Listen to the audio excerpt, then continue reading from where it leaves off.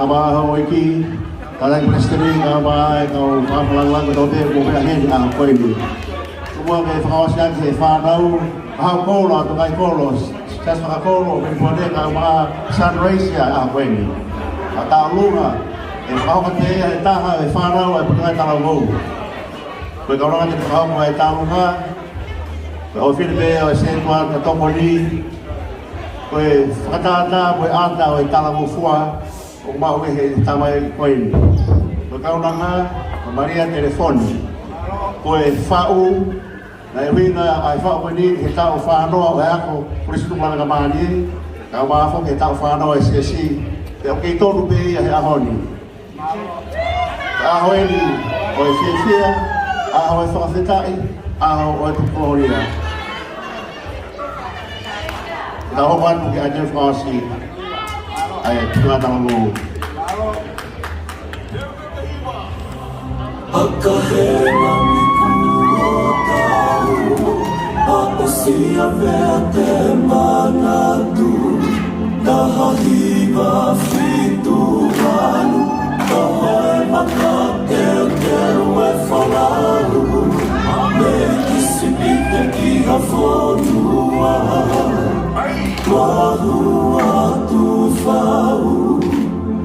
Tay di mo umasayonen e whakapapau kau peau o e toa wha Wisa e hono ka au ka kua whanoa e mitau ka kai kona whakawha atu.